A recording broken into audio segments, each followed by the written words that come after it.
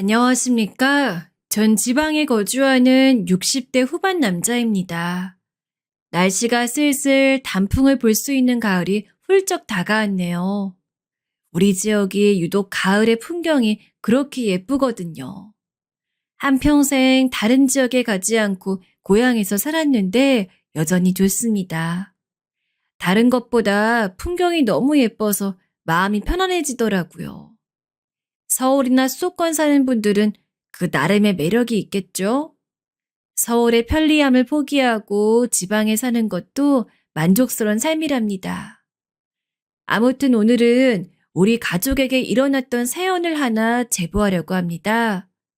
개인적으로 너무 뿌듯하고 만족스러웠던 경험이라 여러분들에게 알리고 싶었거든요.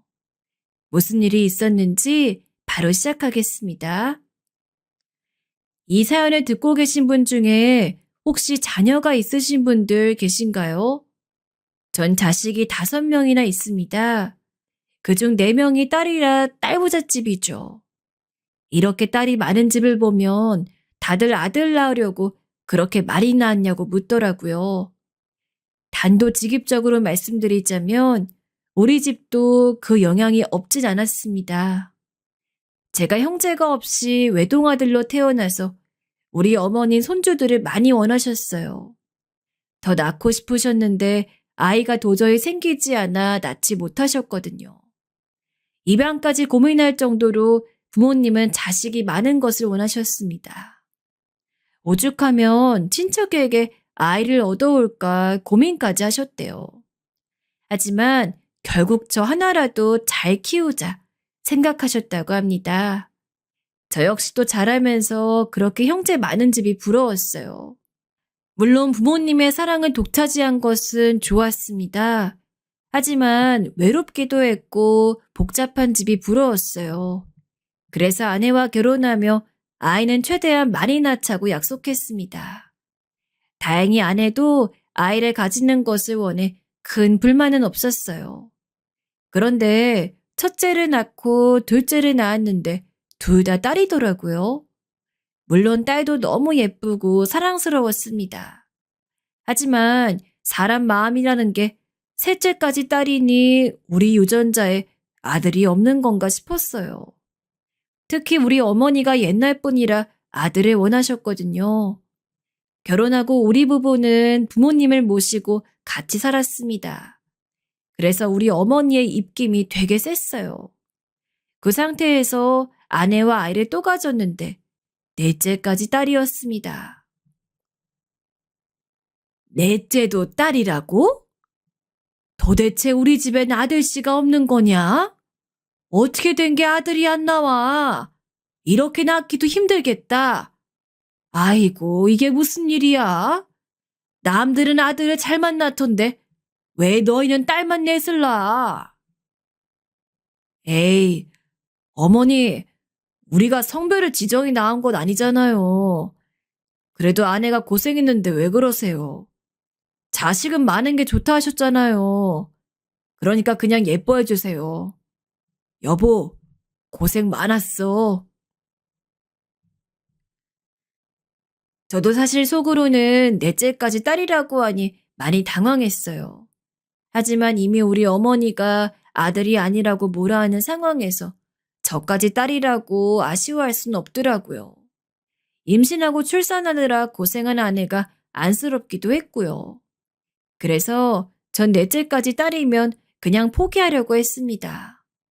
계속되는 출산에 아내의 몸이 많이 상하기도 했고요. 아들 낳자고 5째를 가졌는데 막내까지 딸이면 그땐 어떡하겠어요. 그래서 그냥 단념하려고 했는데 우리 어머니는 반드시 아들을 원하셨습니다. 이미 낳은 손녀들을 미워하는 건 아니었지만 아쉽다고 계속 끊임없이 말씀하셨어요. 우리 아버지는 원래 말씀이 매우 적은 편이셨어요. 아버지가 입을 여는 것은 귀한 일이었습니다. 말은 아껴야 좋은 거라고 제게도 늘 언행을 조심하라고 하셨죠.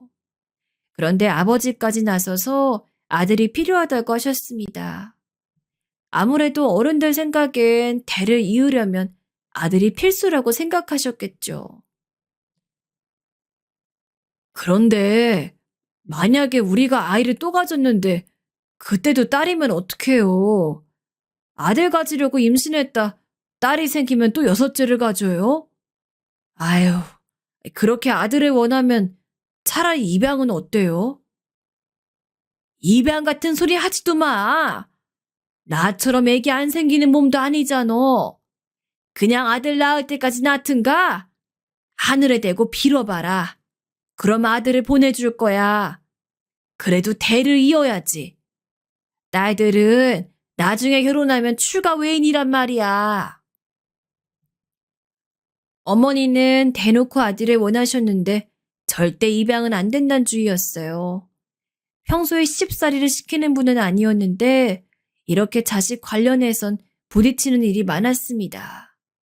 그리고 무엇보다 아내도 아들을 가지고 싶어 했어요. 아들을 낳으면 시부모님이 우리 부모님과 관계가 좋아질 거라 믿었던 거죠. 그 마음을 모르는 것은 아니었지만 우리가 아이의 성별을 고를 수 있는 것은 아니잖아요.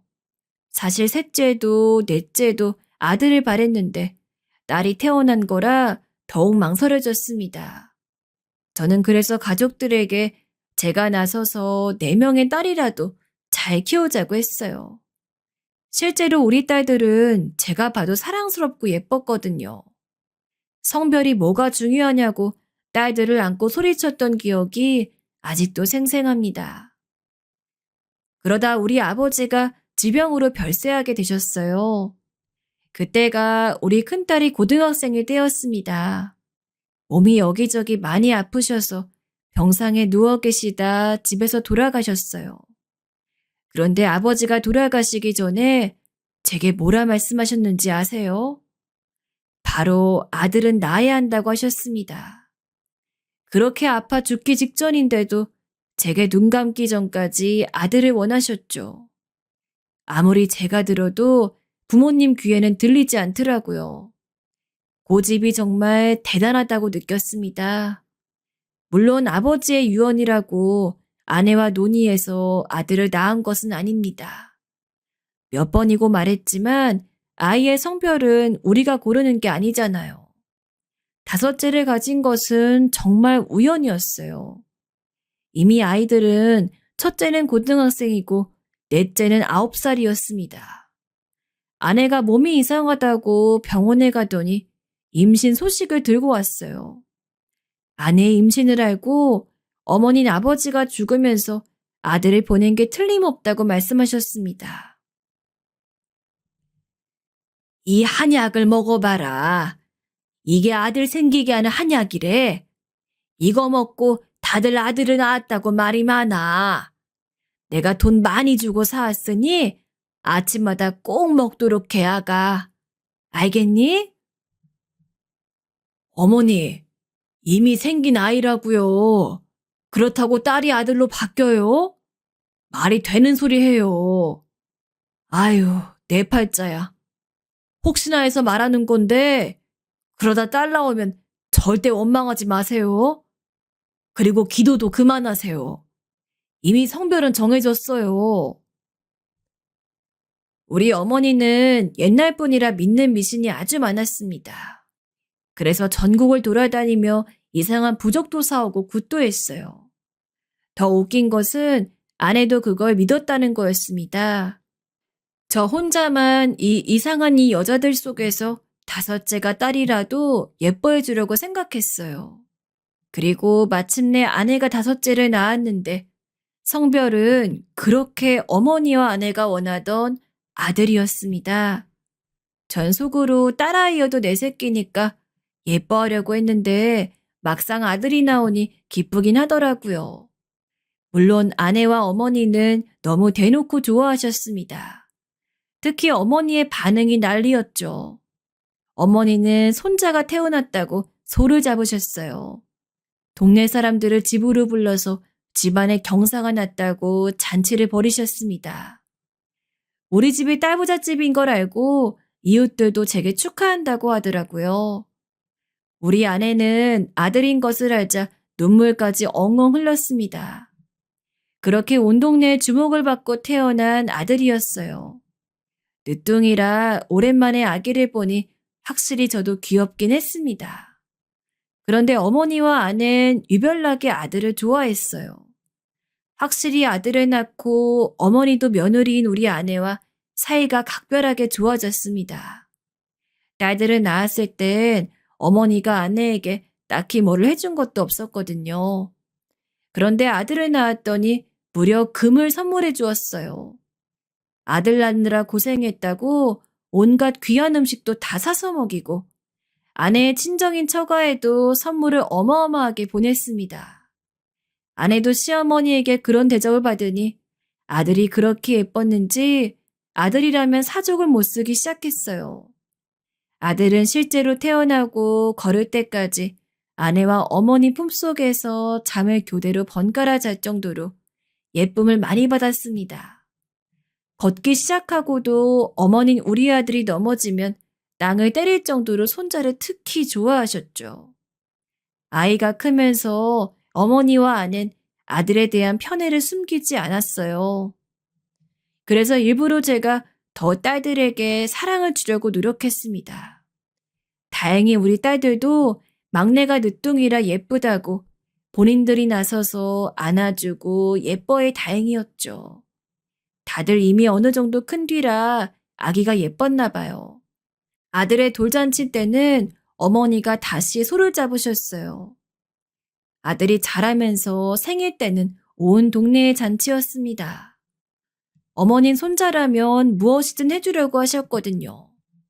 사랑을 많이 주는 것은 물론 좋은 행동이라고 저도 생각합니다. 하지만 이렇게 온 가족의 사랑을 혼자 받은 늦둥이 아들은 자라면서 조금씩 엇나가기 시작했어요. 어휴, 아들. 그렇게 누나 때리고 그러면 어떡해. 아빠가 누나들에게 손대지 말라고 했지. 그리고 과자는 밥 먹고 다음에 먹는 거야. 빨리 그거 손에서 내려놓고 밥 먹어. 괜찮다. 애들이 장난으로 그런 건데 뭘 그런 걸로 혼을 내고 그래? 우리 손자 기죽어. 이리 와 우리 강아지. 할머닌 다 괜찮아. 과자가 더 먹고 싶어? 그래. 할머니가 과자 줄게. 어머니, 자꾸 그러니까 애가 버릇이 나빠져요. 적당히 혼낼 거 혼내며 키워야죠. 이러다 학교 가면 애들 때리고 다니면 어떡해요. 안 그래도 지금도 동네에서 애들 때리고 다니잖아요. 사내 자식이 어디 가서 맞고 다니는 것보단 훨씬 낫다. 원래 남자애들은 이렇게 키우는 거야. 너도 남자면서 그렇게 모르니? 딸도 아니고 아들은 이렇게 키워야 해. 너도 이렇게 자랐어. 어머니와 아내는 아들이 버릇없는 행동을 해도 오히려 아들의 편을 들었어요. 그러니 제가 아들에게 더 무섭게 대했는데 그럴수록 아들은 어머니와 아내의 품으로 파고들었습니다. 미취학 아동일 때부터 저러더니 결국 아들은 학교에 가자 사고뭉치가 되었습니다. 학교에 도대체 몇 번을 불려갔는지 손으로 셀 수도 없어요. 제가 딸을 4명을 키우면서 한 번도 사고 쳐서 학교에 불려갔던 적이 없거든요. 그런데 아들을 키우며 1년에 몇 번을 갔는지 모릅니다. 가서 선생님께 죄송하다고 하고 아들이 때린 학생들의 부모님에게 머리를 얼마나 조아렸는지 몰라요. 하지만 아들의 그런 행동을 막을 수는 없었습니다. 왜냐하면 집에서 어머니와 아내가 그렇게 아들이 사고를 쳐도 예쁘다고 했거든요. 저렇게 두다가는 망나니가 될 것 같아 저도 아들을 얼마나 잡으려고 노력했는지 몰라요. 하지만 이미 집안 분위기가 이러니 아들의 만행은 날이 갈수록 심해졌습니다. 오죽하면 중학생 땐 어떤 일이 있었는지 아세요? 그날도 학교에서 선생님이 불러 저 혼자 학교에 갔습니다. 아내 데리고 가면 아내가 끝까지 아들 편을 들어 어느 순간부터 학교에 불려갈 때는 저 혼자 갔어요. 아버님, 민철이가 사고를 너무 많이 쳐서 이대로 가다가는 전학을 보내야 해요. 이 동네에 중학교가 여기밖에 없는 거 아시죠? 선생님들 무서운 줄도 모르고 같은 학생들은 때리고 심지어 수업 중에 갑자기 밖으로 나가요. 집에서 강하게 잡아주세요. 선생님의 말씀을 듣고 전 집으로 와서 아들의 머리를 밀어버렸습니다. 저도 참을 만큼 참았으니 이제 아들을 내버려둘 수가 없었어요. 그동안 조금이라도 아들을 혼내려고 하면 어머니와 아내가 난리쳤는데 이번엔 저도 강하게 마음을 먹었죠. 아들의 머리를 밀어버리니 어머닌 제게 처음으로 손을 대셨어요. 왜 귀한 장씨 집안 대를 이을 아이에게 그러냐고 하더라고요. 저도 어머니의 자식인데 참 서운했습니다. 아내도 울면서 제 팔을 부여잡고 자기 아들을 괴롭히지 말라고 하더라고요. 이대로 가면 우리 아들 사람 구실 못한다고 저도 물러서지 않았습니다. 아들은 할머니인 우리 어머니 뒤로 가서 쏙 숨더라고요. 어머닌 제게 촌지를 주면 다 해결된다고 돈을 들고 학교를 향하셨어요. 이제껏 무슨 일이 일어나면 늘 이런 식으로 입막음했던 것을 저도 알고 있었습니다. 학교에 아들의 문제를 해결하려면 절대 촌지를 받으면 안 된다고 이미 말하고 온 뒤였어요. 그래서 저도 마음이 아팠지만 아들을 위해서 물러서지 않았습니다. 다행히 이 사건을 계기로 아들은 중학생 때 나름 조용히 학교에 다녔어요. 자잘한 사고를 치긴 했는데 적어도 제가 학교에 갈 일은 없었습니다. 물론 부작용으로 아들은 한동안 제게 말을 걸지 않았어요. 빡빡 밀린 머리를 하고 우리 어머니 품속에서 눈물을 보였죠. 아들의 비행은 막았지만 아내와 어머니도 제게 선을 넘었다고 얼마나 원망했는지 모릅니다. 다행히 딸들은 제 편을 들어주었어요. 만약 제가 여기서 물러났으면 아들은 지금 조폭이 되어 있을 거라고 했습니다. 저 역시 제 자식인데 당연히 이렇게까지 하고 싶지 않았으나 어쩔 수가 없었어요. 이렇게 아들은 나름 조용히 학교에 다니다 대학을 갈 나이가 되었습니다. 정말 안타깝게도 아들은 공부머리가 전혀 없었어요. 우리 딸들은 공부를 다들 잘해서 좋은 대학에 입학했는데 아들은 재수하고 삼수를 했는데도 대학에 갈 수가 없었습니다. 나 대학 안 가. 대학이 뭐라고 날 이렇게 힘들게 해? 아빠, 엄마, 할머니, 나 대학 가기 싫어. 그냥 동네에서 당구장이나 할래. 아빠 나 돈 줘. 난 공부할 머리 아닌 것 같아. 그래, 우리 손자가 당구장을 하고 싶구나. 할머니가 돈 줄 테니까 당구장 하자. 우리 손자는 그래도 돼. 대학이 다가 아니야. 그러니까 속상해하지 마. 알겠지? 우리 강아지. 아들은 급기야 대학에 가지 않겠다고 했어요. 그런 모습에 어머니와 아는 아들이 안쓰럽다고 당구장 열돈을 주자고 하더라고요. 전 당연히 반대했습니다. 공부가 아니더라도 자기가 살 길을 알아서 찾아야지 무슨 당구장을 말하는지 이해하지 못했어요. 전 그래서 귀를 쓰고 반대했습니다. 그러자 아들은 대놓고 엇나가기 시작했어요. 급기야 동네 양아치들과 어울리기 시작했습니다. 학생 때는 아들 때문에 제가 학교에 그렇게 불러다녔는데 성인이 되자 경찰서로 가게 되었죠. 아들은 심지어 당당하게 제게 그러게 왜 당구장을 차려주지 않냐고 말했습니다. 제 자식이지만 너무 미웠어요. 그런데 이런 아들을 여전히 어머니와 아내가 감싸고 돌았습니다. 누나들은 다 공부해서 대학에 갔는데 아들만 혼자 대학도 못 가고 양아치들과 몰려다니며 오토바이를 타고 돌아다녔어요. 머리가 컸다고 제 말은 듣지도 않았습니다. 어머닌 그러게 그냥 빨리 당구장을 차려주자고 하더라고요. 큰딸은 결혼해서 아이를 낳고 살고 있었는데 어느 날 집에 오더니 몰래 저를 불러 심각하게 말했습니다. 아들을 계속 저렇게 두면 큰일이 난다고 빨리 잡으라고 하더라고요. 하지만 이미 엇나갈 대로 엇나간 아들을 쉽게 잡을 수가 없었습니다. 제가 뭐라고 하면 오히려 대들던 아들이었어요. 큰딸은 제게 다시 머리라도 밀어버리라고 하더라고요. 저도 마음 같아선 그러고 싶었습니다. 하지만 아들은 이미 중학생이 아닌 저보다 훨씬 건장한 성인이었어요. 속이 얼마나 타는지 친구들을 만나 하소연해도 풀리지 않더라고요. 제가 더 속이 탔던 이유는 바로 어머니와 아내 때문이었습니다. 저러고 다녀도 아들에게 쩔쩔매는 모습에 한숨이 나왔어요. 저는 결국 강한 결단을 내리게 되었습니다. 절대, 이제 무슨 일이 있어도 절대 막내한테 1원도 주지 마. 앞으로 막내한테 돈 주면 어머니 있고 뭐고 없어요. 쟤 저렇게 살면 우리 집 망한다고. 이미 양아치들하고 어울려 다니면서 우리 집 돈 다 까먹고 있는데 저게 뭐가 예쁘다고 그래? 아이고, 애 잡겠다 아들아. 그만해라.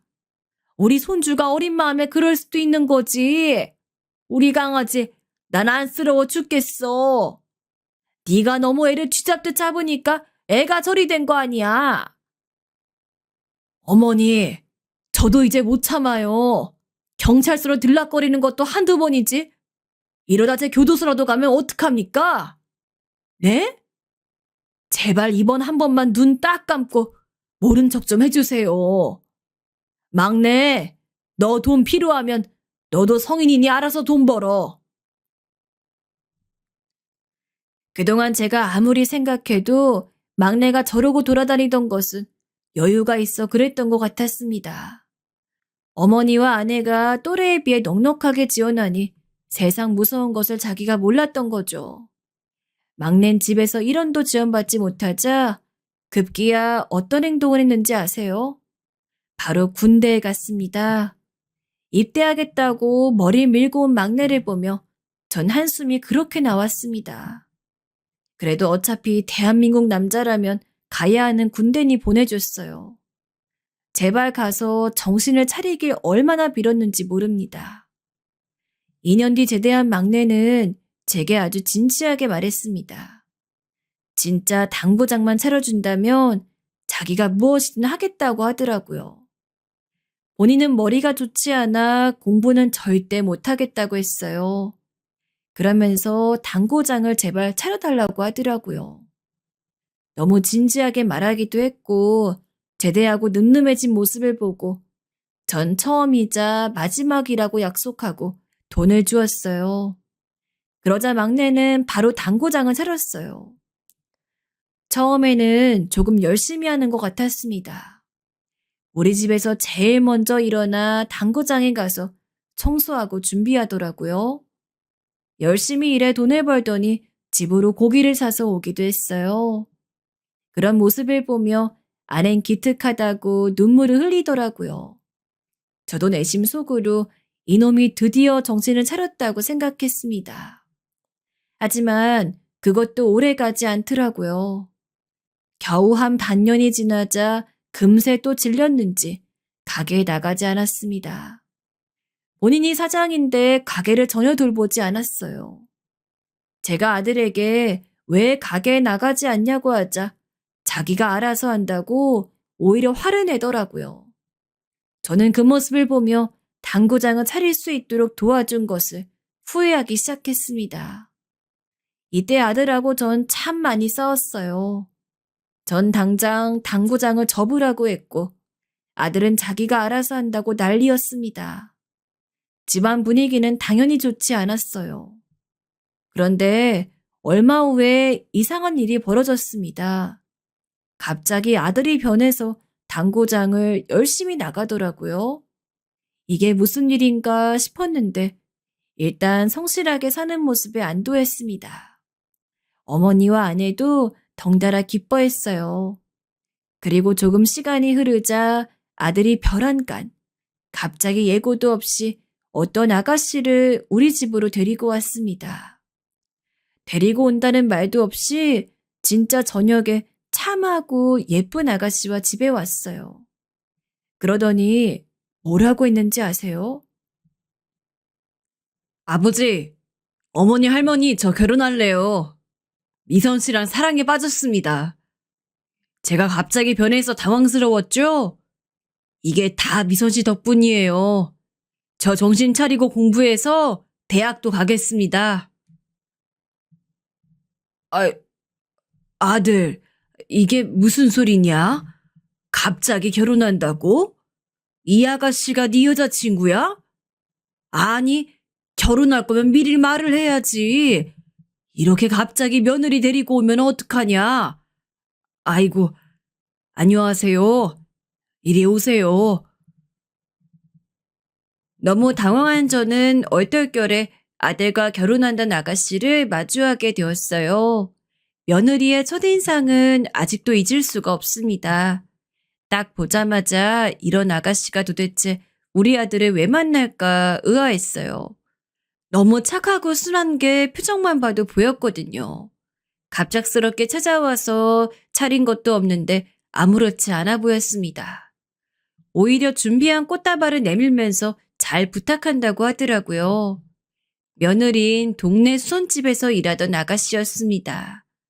아들이 사장으로 있는 당구장 바로 밑에 있는 수선집이었어요. 알고 봤더니 얼마 전부터 일하기 시작했다고 하더라고요. 시기를 보니 딱 아들이 정신 차리고 성실하게 가게에 나가는 시점이었어요. 그런데 며느리의 사정을 들어봤더니 눈물 없이 들을 수 없는 가정사를 가지고 있었습니다.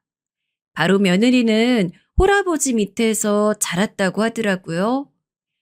어머니는 며느리 낳으며 돌아가셨고 홀아버지는 심지어 다리를 저는 장애인이라고 했습니다. 또 어린 동생까지 있어서 혼자 열심히 돈을 벌고 있었어요.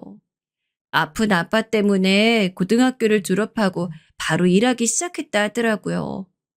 심지어 집에 빚이 많았는데 그게 다 친척들 때문에 생긴 빚이라고 했습니다. 그래서 혼자 열심히 소녀가장으로 벌어 살고 있었어요.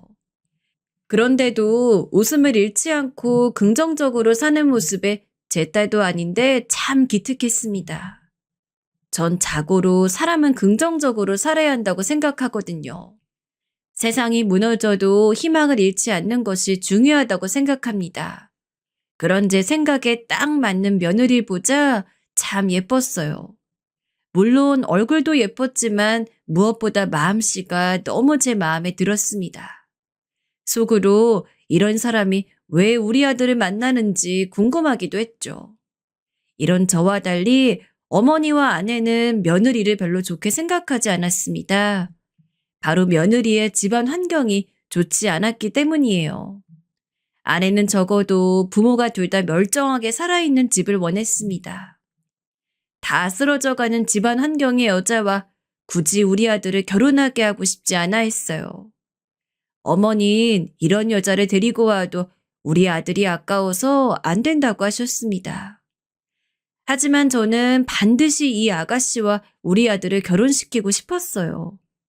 살다 보면 사람의 촉이라는 게 있지 않습니까? 저는 딱 아가씨를 보자마자 우리 아들을 사람답게 살 수 있도록 구제해줄 은인이라는 것을 느꼈습니다. 그래서 무작정 결혼을 찬성했어요. 그리고 제 뒤에는 든든한 딸들이 있었습니다.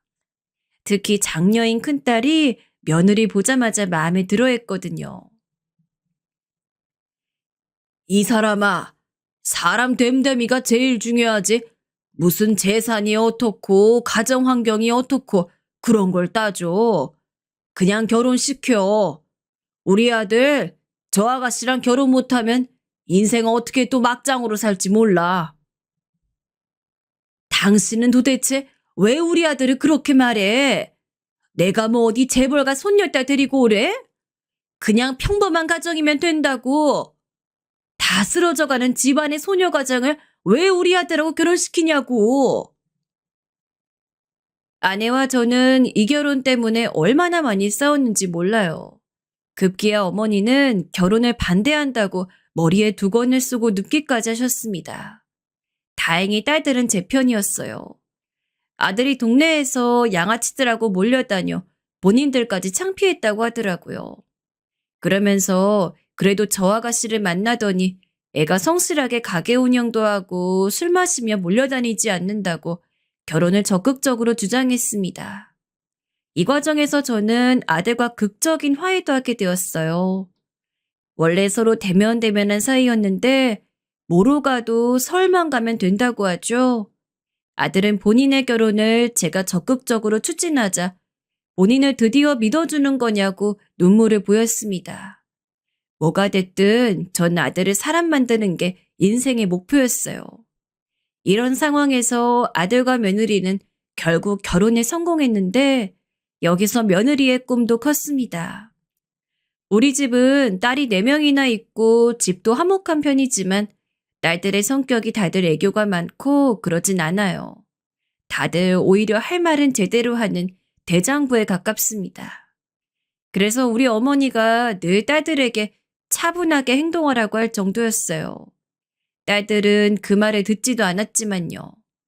어쨌든 우리 딸들과 다르게 며느린 참하고 웃는 얼굴로 조곤조곤 말하곤 했습니다. 아들도 없이 혼자 집에 와서 꽃다발을 들고 찾아오거나 과일을 사오고 예쁜 컵 같은 것도 사왔습니다. 형편도 좋지 않은데 뭘 이리 사오냐고 해도 본인이 좋아 그런 거라고 웃으면서 말했어요. 저야 당연히 그런 며느리를 보고 반드시 내가 죽더라도 이 결혼은 시키고 싶었습니다. 아들은 그런 며느리 옆에서 바보처럼 웃으면서 며느리만 바라보고 있었죠. 완전히 다른 사람이 된 것 같았어요.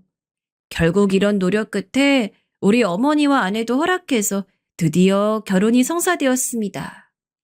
물론 결혼을 허락했다고 며느리 마음에 들어한 것은 아니었어요. 하지만 저는 일단 결혼식을 올리고 혼인 서류에 도장을 찍은 것을 보니 죽어도 여한이 없었습니다. 며느리와 아들의 신혼집은 며느리 집과 가까운 곳에 얻어주었어요. 인간적인 도리로 아픈 며느리의 아버지를 위해 병원비도 내주었어요. 저는 있는 사람이 베푸는 것이 맞다 생각하거든요. 며느리는 제가 이렇게 본인 친정을 도와주니 너무 감사하다고 저를 볼 때마다 고맙다고 말했어요. 일부러 생색내려고 도와준 건 아니지만 이렇게 감사함을 아는 며느리를 보니 뿌듯한 마음이 들었습니다. 그리고 며느리는 결혼하고 바로 임신해서 아이를 가졌어요. 며느리의 임신 이후로 아들은 더욱 새로운 사람이 되었습니다. 갑자기 책임감이 생겼다고 온 동네 길거리를 누가 시키지도 않았는데 쓸고 다녔어요. 마주치는 사람마다 밝게 웃으며 인사해서 주민들이 처음에는 다른 사람인 줄 알았다고 하더라고요. 제가 그렇게 싫어하는 양아치들과도 관계를 단절하고 오로지 며느리만 바라보고 살았습니다. 둘이 잘 사는 모습을 보니 얼마나 뿌듯했는지 모릅니다. 아이고, 아이고야. 우리 손주 며느리가 아들을 낳았네. 우리 가문의 영광이다. 세상에, 아들 귀한 집에 이게 무슨 경사야. 소를 잡아서 잔치를 열어야겠다. 아가, 내가 결혼 반대해서 미안하다. 응?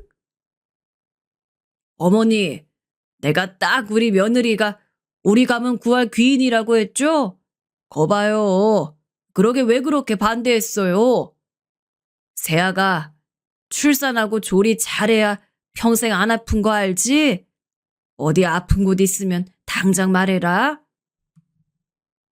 며느리가 아들을 낳자 우리 며느리는 대놓고 손주 며느리 예뻐하기 시작했습니다. 옛날 분이라 어쩔 수 없는 상황이었죠. 며느리가 집에 들어오고 우리 집의 분위기는 누가 봐도 밝아졌어요. 그래서 주민들도 우리 집 근처를 지나가면 웃음소리밖에 안 들린다고 하더라고요.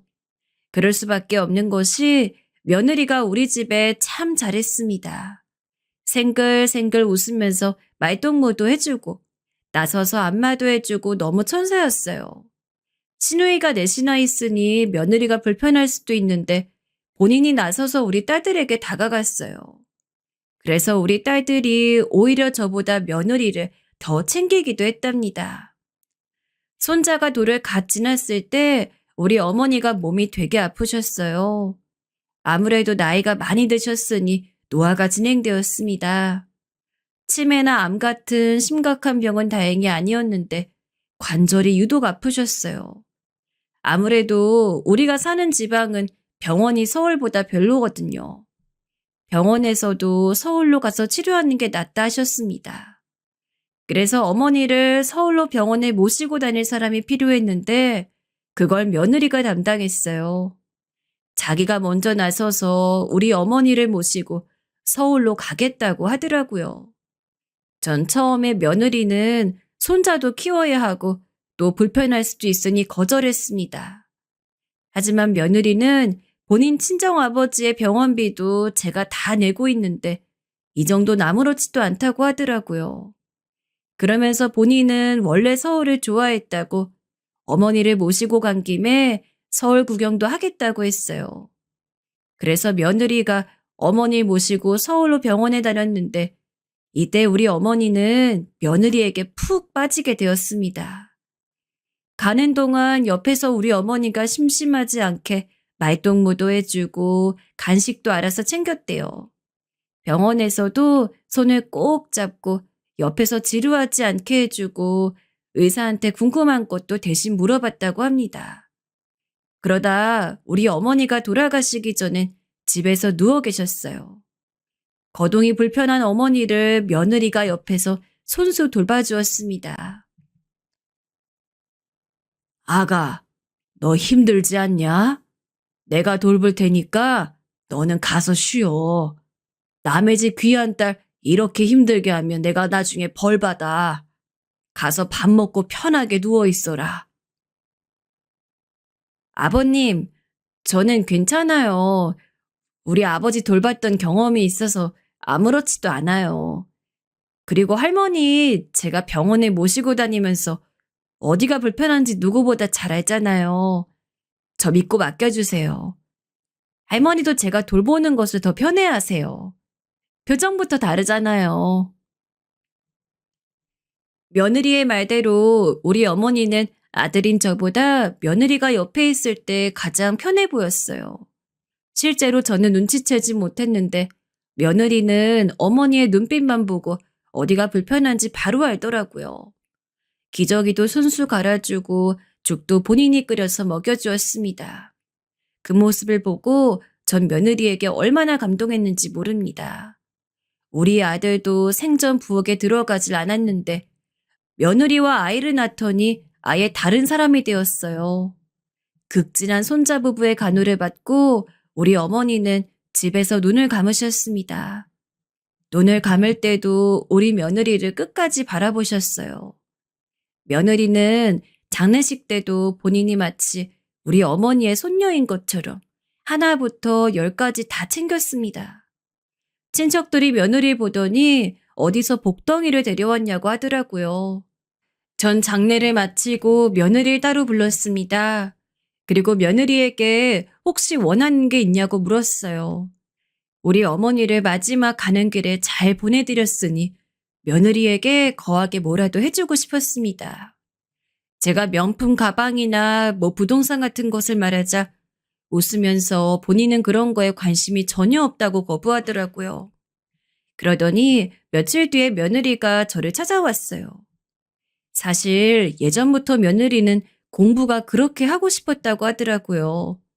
가정 형편이 워낙 안 좋아서 공부를 접었는데 알고 봤더니 며느리는 아주 똑똑한 친구였습니다. 어렸을 때부터 사교육을 받아본 적도 없는데 늘 상위권의 성적을 유지했다고 하더라고요. 본인은 그래서 공부를 하고 싶고 또 공무원 직업을 가지고 싶다고 했어요. 전 며느리의 말을 듣고 반대할 이유가 전혀 없었습니다. 며느리가 공무원이 된다면 그것보다 좋을 게 어디 있겠어요? 그래서 그때부터 저는 며느리가 공무원 시험에 합격할 수 있게 모든 최선을 다하기 시작했어요. 아이는 우리 아들이 돌보도록 하고 공부에 필요한 모든 것을 마련해 줬습니다. 문제집도 사주고 독서실도 끊어주었어요. 공부를 편하게 할 수 있도록 카드도 주고 마음껏 하고 싶은 공부 마음껏 하라고 했죠. 며느린 그렇게 딱 2년을 공부하더니 바로 공무원 시험에 합격했어요. 공부하면서도 집안일도 하고 육아도 하고 심지어 시댁인 우리 집까지 챙겼습니다. 명절에 오지 말고 공부하라고 해도 도리는 해야 한다고 본인이 고집을 부렸어요. 우리 집의 가족들은 이미 우리 어머니를 옆에서 간호한 뒤로 며느리에게 절대 싫은 소리 한 적이 없거든요. 그래서 본인 마음이 편한 대로 하게 두었습니다. 그리고 여러분, 며느리는 본인이 공무원 시험을 준비하며 우리 아들도 공부를 시켰어요. 아들이 대학에 가지 못했다고 했잖아요. 며느리는 대학은 상관없으니 본인들의 미래를 위해 뭐라도 하라고 아들 보고 공인중개사 시험을 보게 했습니다. 그래서 아들도 며느리 옆에서 공부하더니 공인중개사 시험에 합격했어요. 아들 부부가 공부할 때 손자는 제가 직접 돌봤습니다. 며느리 닮아 어찌나 애교도 많고 예쁜지 모르겠어요. 그래서 육아하는 게 하나도 힘들지 않았어요. 처음에 아들이 워낙 공부를 못했고 정신이 산만한 것을 아니 전 아들의 합격은 기대하지도 않았습니다. 그런데 갑자기 합격했다고 하니 믿을 수가 없었어요. 이렇게 우리 아들은 결혼하더니 완전히 다른 사람이 되어버렸죠. 아버님, 저 시청으로 발령났어요. 지금보다 훨씬 일이 바빠질 것 같은데 그래도 저는 좋아요. 일하면서 힘든 것은 왜 괜찮은지 모르겠어요. 어릴 때부터 워낙 힘들게 자라서 그런가? 어쨌든 이게 다 아버님 덕분이에요. 너무 감사해요. 아가, 내가 뭘 한 게 있다고 그러니? 난 네가 시청에서 일한다니 얼마나 자랑스러운지 몰라. 우리 아들도 결혼하고 아예 다른 사람이 되어 너한테 오히려 고맙지. 손자는 내가 돌볼 테니 걱정 말고 일 열심히 하렴. 힘들면 언제든지 말해. 며느리는 공무원으로 일하고 몇 년 뒤에 시청에서 일하게 되었어요. 워낙 싹싹하고 웃는 얼굴이라 민원인한테도 유명했고 직원들 사이에서도 일을 잘해 유명했다고 하더라고요. 그러더니 바로 능력을 인정받고 시청으로 가게 되었죠. 전 어디 가서 자식들 자랑은 안 해도 며느리 자랑을 하기 바빴어요. 제가 낳은 딸도 아닌데 너무 예쁘고 자랑스러웠거든요. 그래서 어린 손자를 돌보는 것은 하나도 힘들지 않았습니다. 며느린 그런 제게 늘 감사하고 미안하다고 하더라고요. 말을 어찌나 예쁘게 하던지 세상에 있는 모든 좋은 것은 다 주고 싶었습니다. 그런데 며느리는 시청에 가서 일한 뒤로 표정이 날이 갈수록 어두워졌어요. 원래 워낙 밝고 예쁜 사람이었는데 살도 점점 빠지더라고요. 건강에 이상이 있는 것 같아 병원에 데리고 가려고 해도 며느리가 거부했습니다. 그냥 일이 바빠서 그렇다고 하더라고요. 공부할 때도 본인이 나서 명절에도 오고 그랬는데 시청에서 일한 뒤로는 집에도 잘 오지 못했습니다. 일하느라 그런 것은 당연히 이해하지만 저는 며느리의 건강이 걱정되었어요. 손자를 우리 집에 맡기고 데리고 가는 것도 다 우리 아들이 했거든요. 아들에게 며느리의 안부를 물어도 집에 잘 못 들어온다고 하더라고요. 그러다 한 가지 사건이 발생했습니다. 전 이날을 생각하면 아직도 자다가도 눈이 번쩍 떠지더라고요. 우리 소중한 며느리에게 이런 일이 일어날 줄은 상상도 하지 못했습니다. 도대체 어떤 일이 있었는지 궁금하시죠? 며느리의 친정아버지 병원비를 제가 내고 있다고 했잖아요. 마침 사돈이 그때 크게 아프셨습니다. 며느리가 시청에서 일한 뒤로 안 그래도 바쁜데 아픈 사돈을 위해 병원도 자주 다녔거든요. 곤란해하는 것을 보고 저랑 아들이 대신 가서 돌보는데 사돈이 딸인 며느리를 계속해서 찾으셨어요. 며느리 힘들다고 할 법도 한데 절대 그런 소리 우리에게 하지 않았어요. 아가, 괜찮니? 얼굴이 너무 상했다. 내가 한약이라도 지어줄 테니까 그거라도 먹으면서 일하렴. 일이 그렇게 많어? 너무 견디기 힘들면 그만두어도 좋아. 나는 다른 것보다 네 건강이 제일 우선이다. 아버님, 감동이에요. 저는 괜찮아요. 제가 되고 싶어서 힘들게 공부에 들어온 거잖아요. 이것도 아버님 덕분에 공부할 수 있었으니 전 아버님께 감사해요. 우리 아빠까지 이렇게 돌봐주시고 제 인생의 은인이세요.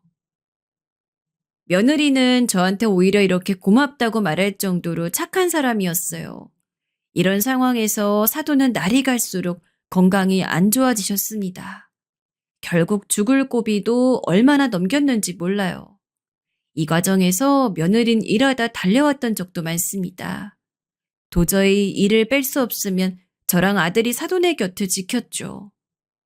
그러다 결국 사돈은 하늘로 가게 되셨습니다. 우리 어머니를 며느리가 마지막까지 지켜주었으니 사돈의 곁은 제가 지켜주었어요. 며느린 하필 그때 일이 바빠 자주 오지 못했는데 임종은 가까스로 지킬 수 있었습니다. 그렇게 사돈을 보내고 며느린 한동안 슬픔에 빠진 상태였어요. 살도 너무 많이 빠져서 뼈가 보일 정도였습니다. 그런 며느리를 보고 너무 안타까웠어요. 아들에게 옆에서 많이 챙겨주라고 했습니다. 그러다 사건이 하나 발생했는데 이게 본격적인 내용이에요. 사돈이 별세하고 며느리의 얼굴은 더 볼 수가 없었어요. 너무 바빠서 집에도 잘 안 온다고 하더라고요. 저는 진심으로 며느리가 걱정되기 시작했습니다. 워낙 사돈과 며느리의 관계가 애틋했던 것을 아니 며느리의 심정이 어떨지 상상도 하지 못했거든요. 저도 어머니를 떠나보내서 며느리가 얼마나 힘든지 알고 있기도 했고요. 그런데 며느리는 연락조차 잘 되지 않았습니다. 아들도 며느리가 집에 오면 겨우 잠만 자고 다시 출근한다고 했어요. 그러다 한 가지 사고가 발생했습니다. 손자를 제가 돌보고 있었는데 잠시 한눈을 팔았더니 손자가 크게 다쳤어요. 피가 철철 흐르는 타박상을 입게 되었습니다. 급하게 아들을 불러 병원에 갔는데 손자가 자꾸 엄마를 찾더라고요. 무조건 엄마를 찾으며 울어서 저랑 아들이 아무리 달래도 듣질 않았습니다. 애가 자지러지듯 우니까 병원에서는 빨리 며느리 데려오라고 했어요. 이러다 애가 탈진해서 쓰러진다고 빨리 엄마를 데려오라는 말에 전 급하게 며느리에게 전화를 걸었습니다. 평소에 저는 절대 며느리에게 먼저 전화를 걸지 않거든요. 그런데 그날은 손자가 기를 쓰고 울어 어쩔 수가 없었어요. 의사가 이러다 애가 울다 지쳐 탈수 증세가 온다고 난리였거든요. 그런데 며느리에게 전화를 아무리 해도 받지를 않았어요. 저는 순간 며느리에게 무슨 일이 생긴 것 같은 기분이 들었습니다. 그래서 시청으로 찾아갔어요. 당연히 평소에는 며느리가 시청에서 일해도 절대 찾아가지 않았습니다. 그게 당연한 거니까요. 하지만 이날은 어쩔 수가 없는 급한 상황이었습니다. 그래서 시청에 갔는데 며느리의 부서를 제가 이미 알고 있었거든요. 급하게 며느리를 찾아갔더니 며느리가 자리에 없었습니다. 일하느라 바빠서 전화도 못 받는 사람이 어디 간 건지 궁금했어요. 그런데 비상구에서 무슨 소리가 들리더라고요. 설마 싶은 마음에 갔더니 어떤 상황이 벌어지고 있었는지 아세요? 저는 순간 보자마자 분노를 참을 수가 없었어요. 미쳤어? 어? 제대로 일 안 해? 너만 아버지 있어? 나도 아버지 있어. 아무리 부모가 죽어도 일은 해야 할 거 아니야. 우리 부서가 얼마나 힘든지 알잖아? 일 잘한다고 해서 데려왔더니 이딴 식으로 일할 거야? 어? 이럴 거면 당장 그만둬. 죄송합니다. 하지만 저도 정당하게 제가 쓸 수 있는 연차를 쓴 거잖아요. 그리고 시키는 일은 다 마무리 지었어요. 최대한 부서에 피해가지 않도록 저도 최선을 다했어요. 앞으로도 거슬리지 않도록 할게요. 뭐? 야, 이게 어디서 상사한테 말대꾸냐? 너 미쳤어? 내가 누군지 알아? 확, 씨. 상사와 며느리는 비상구에서 큰 소리를 내며 갈등을 빚고 있었어요. 들어봤더니 며느리가 사돈이 아파 일을 빠졌던 게 화근이 된 것 같았습니다. 하지만 제가 알기로 며느리의 말처럼 며느린 잘못한 게 없었거든요. 그런데 며느리의 상사는 며느리가 괘씸했는지 저 말을 듣자마자 무려 손을 들어 우리 며느리의 뺨을 내리쳤습니다. 순간 저는 살면서 이런 분노를 느꼈던 적이 없어요. 정말 너무한다고 생각했습니다. 며느리는 사돈이 돌아가셨을 때를 빼고 한 번도 제 앞에서 온 적이 없거든요. 항상 웃는 얼굴로 오히려 제게 응원해준 사람이었습니다. 그런 며느리가 뺨을 맞고 서러워서 엉엉 우는 것을 제 눈으로 보고 저는 속에서부터 열불이 나서 참을 수가 없었습니다. 그동안 우리 며느리를 생각해서 꾹 참고 또 참았던 게 드디어 터지게 되었어요. 감히 건드려도 우리 며느리를 건들다니. 이건 있을 수 없는 일이었습니다. 너무 미친 듯이 화가 나서 시장실로 바로 쫓아갔어요. 그때는 눈에 뵈는 게 전혀 없었습니다. 무작정 시장실로 가서 문을 열었더니 시장이 아는 척을 하더라고요. 여러분, 사실 저는 우리 지역에서 알아주는 지역 유지입니다. 대대손손 가난했던 적이 없는 아주 유명한 집이에요. 그래서 딸이 그렇게 많아도 다 대학도 보내고 시집도 잘 보냈답니다. 돈 걱정이 없어 아들이 저렇게 부모를 믿고 막 나갔던 과거를 가지고 있었던 거였어요. 그러다 보니 당연히 공무원과도 밀접한 관계를 지니고 있었습니다. 하지만 며느리는 자세한 속사정은 모르고 있었어요. 제가 관공서 윗사람들과 친밀한 관계라는 것을 자세히는 몰랐죠. 아무튼 제가 문을 쾅 열자 시장은 놀란 눈으로 저를 쳐다보았습니다. 아이고, 오셨어요? 아이, 무슨 일이세요? 일단 여기 앉으세요. 커피로 드릴까요? 아유, 오랜만이세요. 요즘 바쁘셨는지 도통 안 보이시더라고요. 안 그래도 제가 연락드리려 했습니다. 연락이고 뭐고? 여기 시청은 부하 직원에게 뺨도 때리나? 시장님, 이래도 되는 건가요?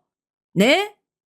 아버지가 돌아가셔서 힘든 아랫사람에게 위로는 못 해주고 일을 왜 빠지냐고 뺨을 때리면 그게 공무원의 도리냐고. 제가 불같이 화내자 시장은 영문을 모르겠다는 표정이었습니다. 저는 제가 본 것을 설명했어요. 우리 며느리가 비상구에서 본인 상사에게 뺨을 맞는 것을 봤다고 하자 시장은 머리를 조아리기 시작했어요.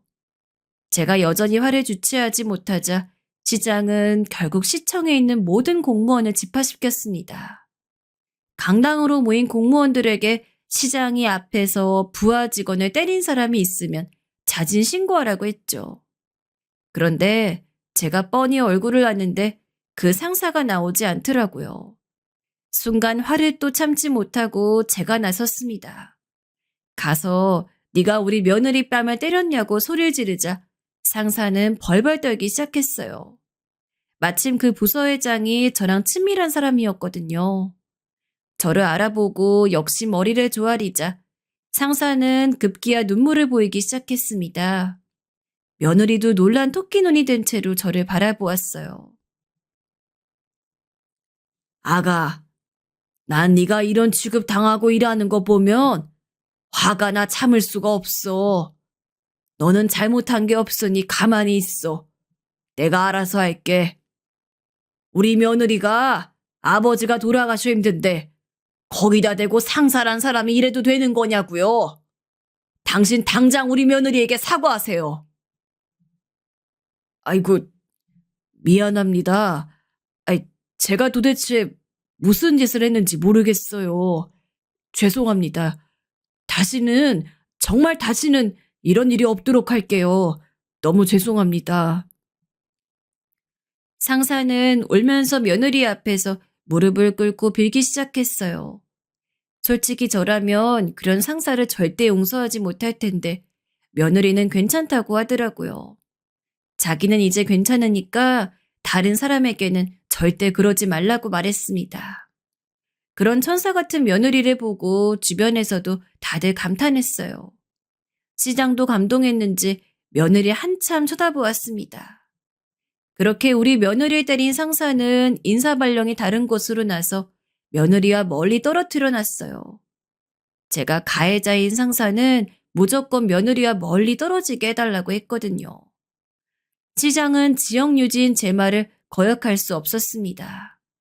제가 실제로 시청에 기부하는 돈도 어마어마했거든요. 또 지역에서 유명한 사람들과 친분도 두터웠어요.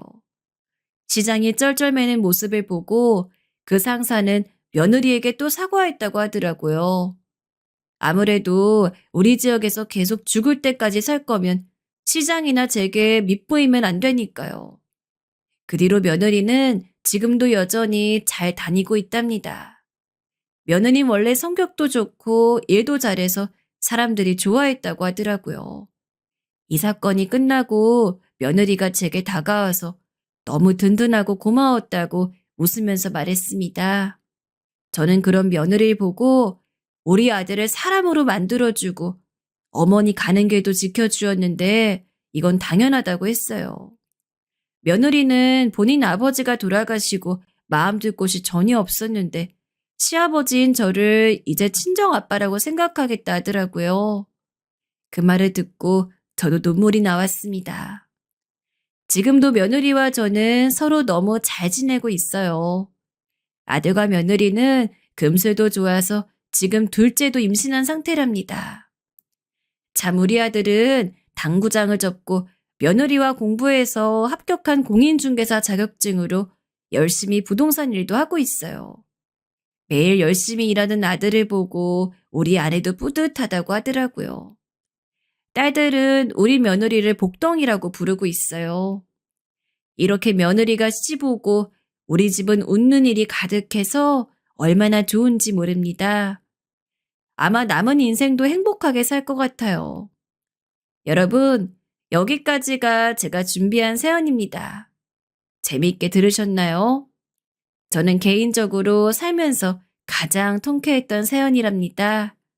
이 사건 뒤로 며느리와 관계도 훨씬 좋아졌어요. 제 사연 들어주셔서 진심으로 감사합니다. 다들 행복하세요.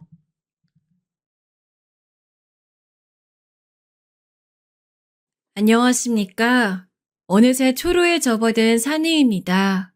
슬슬 은퇴를 생각하면서 인생의 마지막 장을 준비할 나이가 되었습니다. 누구나 그렇겠지만 인생의 마지막 후반전이야 뭐 별다를 게 있겠습니까마는 오랜 세월 잊고 지냈던 친구를요. 근래에 다시 찾게 되었습니다. 그래서 자랑 삼아 우리 둘의 우정을 한번 이야기해 보려고 합니다. 형만이와 민규. 어린 시절 우리는 늘 사람들에게 마치 한 세트인 것처럼 불리곤 했습니다. 오성과 한음처럼 말이죠. 어쩌다가 그 녀석과 제가 친해지게 되었는지 가끔 생각해 보곤 합니다만 너무 어린 시절이라 정확히 기억은 나지 않습니다. 하지만 우리가 초등학교 1학년 때부터 단짝이었던 것만은 확실합니다. 갓 입학한 코올리개들끼리 다들 좀 서먹하기 마련이었지만 우리들은 늘 어깨동무를 하고 다녔지요. 지금도 기억이 나는군요.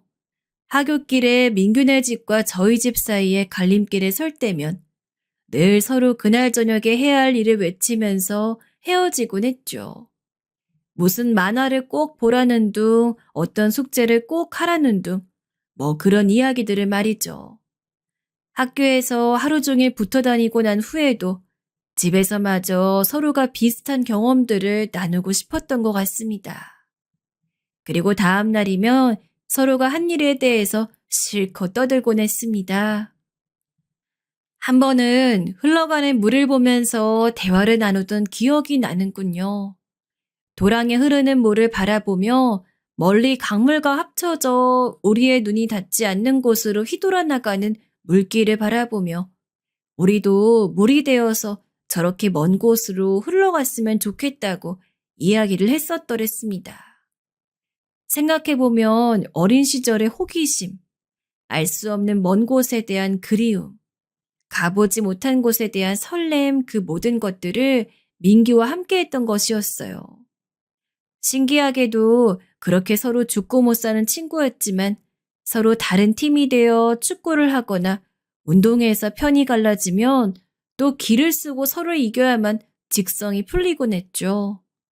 나이가 들어서 생각해봐도 뭐라 말로 설명하기 힘든 오묘한 감정입니다만 아마 어린 시절 특유의 개구진 심보가 아니었나 생각합니다. 그렇게도 친한 민규와 저였지만 서로의 집안 형편은 많이 달랐습니다.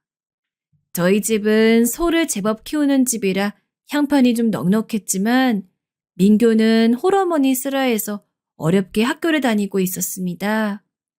그런 가정 형편에도 민규는 품행이 발라 장난으로라도 한 번도 엇길로 나간 적이 없었습니다. 학교에서 표창도 많이 받았죠. 많은 친구들을 집에 초대했지만 저희 어머니께선 그런 민규를 가장 좋아하셨습니다. 어쩌다 민규 이야기가 나오면 참 바른 아이인데 형편이 어려워 안타깝다며 혀를 차시곤 했어요. 그러다 중학교 2학년쯤이 되면서부터 민규와 저는 서로 조금씩 다른 길을 걷게 되었어요. 전 고등학교를 준비하며 개인 교사를 두고 공부에 열심이었고 민규는 어려운 가정 형편을 돕기 위해 아르바이트를 하게 되었습니다. 민규는 시장에서 옷 장사를 하시는 어머니를 도와 같은 시장에서 일하고 있었습니다. 가끔 떡볶이나 오뎅과 같은 군것질을 하러 시장에 가면 그곳엔 열심히 일하고 있는 민규가 있었어요. 일이 바쁘지 않으면 민규를 불러 함께 음식을 먹기도 했지요. 전 민규가 시장 일을 하는 것이 아무렇지도 않았지만 다른 친구들은 그런 민규를 마주치는 것이 보기 민망하다고 하며 차츰 민규를 멀리하는 눈치였습니다. 전 그럴 때마다 무척 속상했습니다. 저에게 민규는 둘도 없는 친구였으니까요. 친구들이 왜 그런 편견을 갖는 건지 이해할 수도 없었고요. 가끔 공부를 하다 지겨울 때면 일부러 민규를 찾아가 놀곤 했어요. 홍민규가 너무 바쁠 때는 옆에서 장사를 거들어주기도 했고 시장통 굴다리를 민규와 함께 뜀박질하기도 했습니다. 뭐가 그리 재밌었는지 그 이후로 지금까지 제 아무리 좋은 것을 누리고 재밌는 일을 해봐도 그때만큼 즐거웠던 기억이 없습니다. 다시 생각해도 정말 돌아가고 싶은 그리운 시절입니다. 하지만 고등학교에 진학하면서 민규와 만나는 시간이 뜸해졌어요. 아무래도 본격적으로 공부를 해야 하니 친구가 좋다지만 더 이상 시간을 함부로 쏟을 수가 없게 되었죠. 가끔 시간을 내어 만나긴 했지만 고2가 되면서 그마저도 뜸해지게 되었어요. 전 의대를 준비하고 있었기에 책상 앞에만 있었고 마음이 조급한 나머지 누군가를 만나 논다는 게 부담스러웠습니다. 지금도 그렇지만 당시의 의대 진학은 어려운 목표였기 때문에 강박적일 만큼 열심히 해야만 붙는다는 생각이 늘 머릿속에 꽉 차 있었어요. 마음의 여유가 전혀 없는 시기였었죠. 그러다 보니 조금씩 함께하는 시간이 줄어들게 되었습니다. 고등학교를 졸업한 후 걷는 길도 달라지게 되었어요. 전 원하던 의대에 입학하게 되었고 민규는 학교를 마치자마자 취직을 하려 했지만 그것이 여의치 않아 일용직으로 나섰지요. 그렇게 저도 대학에부터 고향을 떠나 한동안은 공부하기에 바빠 민규의 일은 까맣게 잊고 있던 차였습니다. 그러다 우연히 만난 고향 친구로부터 민규가 결혼을 했다는 소식을 듣게 되었어요. 세상에, 이렇게 무심한 친구가 있나요? 그간 민규에게 연락하지 않았던 게 아쉽고 쓸쓸해지면서 그 소식을 듣자마자 곧바로 고향으로 내려갔어요. 그런데 오랜만에 만난 민규는 많이 야위고 나이가 들어 보이더군요. 제가 미처 신경 쓰지 못한 사이 고생을 많이 한 것 같아 마음이 안 좋았습니다. 민규야, 너 참 너무하다. 결혼을 하게 됐으면 나한테 연락을 하지. 아직 식도 안 올렸는데 뭘. 그리고 우리 형만이 공부하느라 바쁜 거 내가 다 아는데 뭘 수선스레 그래. 그냥 좋은 사람 만나서 같이 잘 살고 있어. 마누란 임신 중이어서 일부러 안 데리고 왔어. 에이, 그래서야 되냐? 잠시라도 너희 집 들리자. 내려온 김에 인사는 하고 가야지. 민규는 손사래를 쳤지만 저는 꼭 사는 모습을 한번 보고 가야 되겠다고 고집을 부렸습니다. 그런데 민규네 집에 도착하고 나서야 제가 너무 눈치 없이 굴었다는 걸 깨달았습니다. 민규가 새들어 살고 있는 집의 문을 여니 사람 하나 지나가기 힘든 좁은 통로에 부엌을 겸한 수도시설이 눈에 띄었는데 그 통로와 연결된 문을 여니 벽지마다 곰팡이가 덕지덕지 피어있는 방 안에서 만삭의 재수씨가 차연한 표정으로 저를 반기더군요. 순간 가슴이 덜컥 내려앉았습니다. 눈치 없이 왜 오겠다고 해서 민규의 마음이 상했을까봐 노심초사했지요. 그래도 애써 그런 티를 내지 않으려고 노력했어요.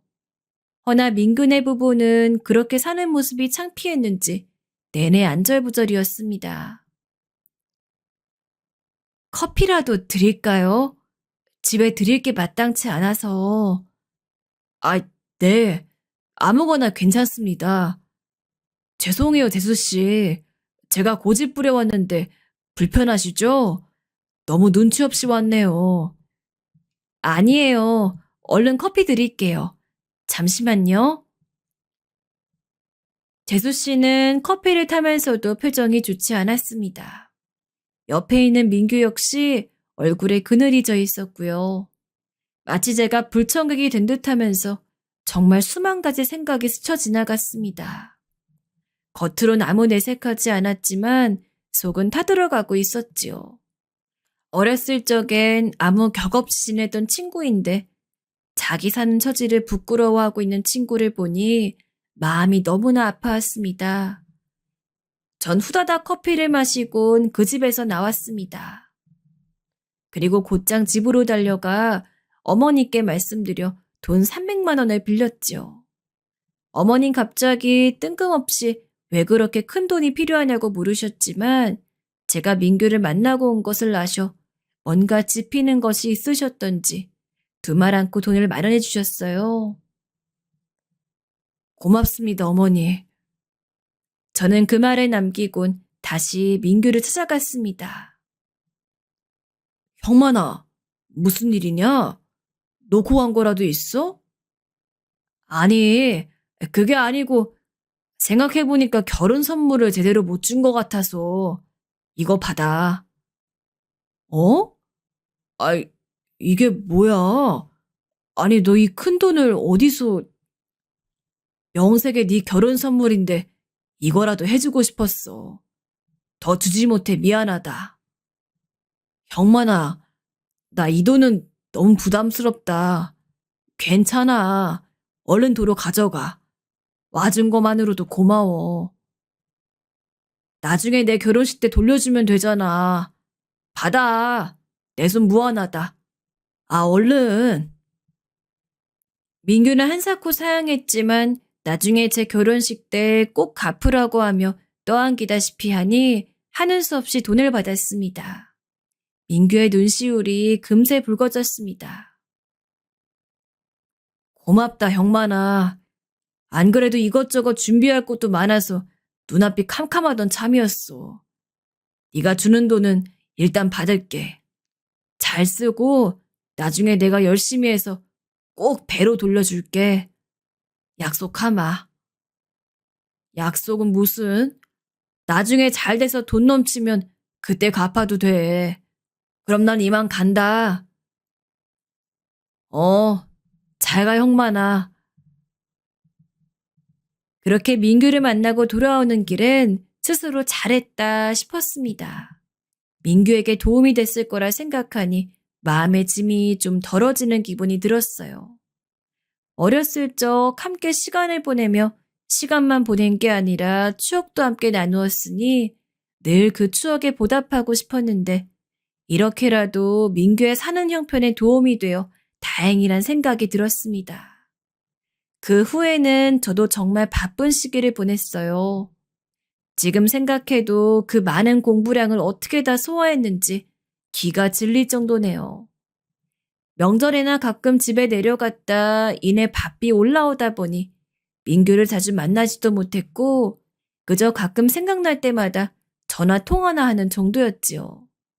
그 사이에 형편이 썩 나아지진 못한 것 같지만 그래도 목소리는 늘 밝아 다행이었습니다. 민규나 저나 고생하긴 매한가지였으나 그저 젊어서 고생은 사서도 한다며 서로를 격려했습니다. 넌 잘 될 거야, 형만아. 너무 걱정하지 말고 지금처럼만 하면 돼. 고맙다, 민규야.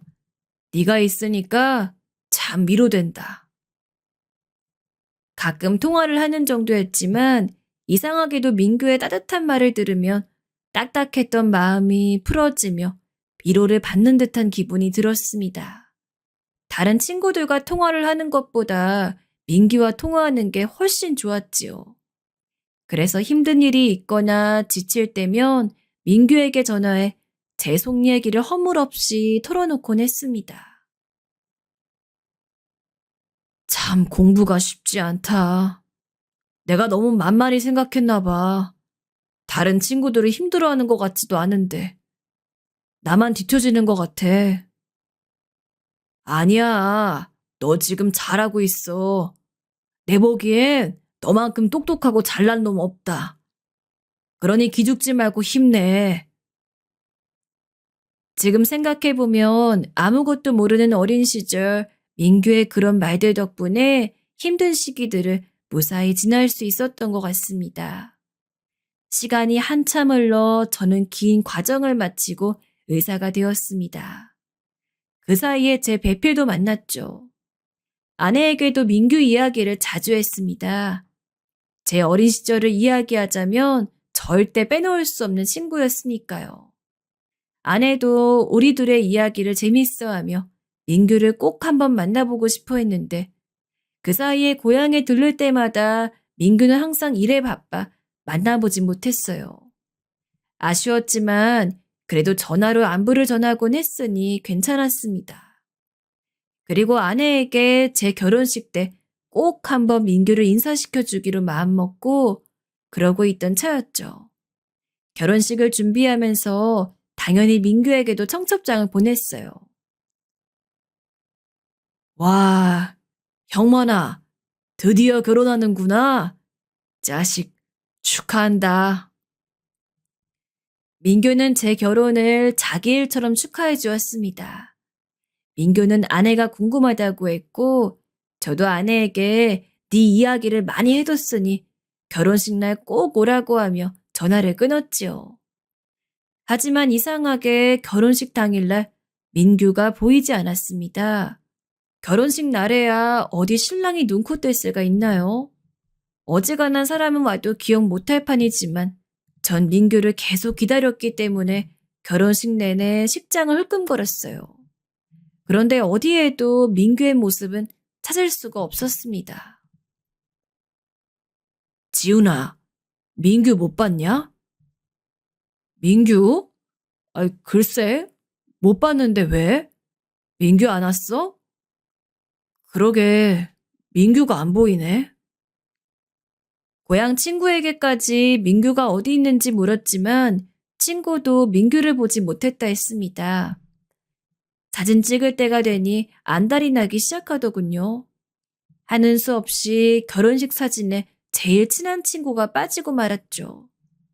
지금도 좀 못내 아쉽습니다. 20대가 되고부턴 바빠서 서로 같이 찍은 사진 한 장 남겨둔 게 없는데 말이죠. 결국 결혼식 날 민규를 보지 못하고 전 신혼여행을 떠났습니다. 그런데 신혼여행을 다녀왔더니 어머니께서 저에게 봉투를 하나 내미셨습니다. 그 안엔 꼬깃하게 접힌 5,000원짜리가 하나 들어있었어요. 이게 뭐예요, 어머니? 민규가 남긴 거다. 일부러 너 보라고 남겨뒀어. 그 말을 듣는 순간 저도 모르게 왈칵 눈물이 쏟아지더라고요. 이 바보 같은 친구가 왔으면 들어올 일이지 뭐 한다고 친구의 결혼식도 안 보고 그냥 돌아선 건지. 어머니도 축의금을 정리하다 그걸 보고 마음이 안쓰러워 일부러 저더러 보라고 남겨두셨다고 하더군요. 그걸 보고서야 어디 그냥 있을 수가 있나요? 고향에 온 김에 꼭 민규를 만나야겠다고 생각하고 집을 나섰는데 이상하게도 연락이 닿지가 않았어요. 친구들에게도 수소문해봤지만 그간 무엇을 하고 살았는지 아무도 소식을 아는 친구들이 없더군요. 갑자기 무슨 일인지 도깨비한테 홀린 기분이었습니다. 그나마 예전에 민규가 새들어 살던 곳을 찾아가니 이미 몇 번을 이사했는지 아무도 민규를 아는 사람이 없었습니다. 하는 수 없이 친구의 소식을 알지 못한 채 신혼집으로 올라왔습니다. 민규가 축의금을 낸 꼬깃한 5,000원을 따로 챙겨서 보관했고요. 그걸 볼 때마다 마음이 착잡했습니다.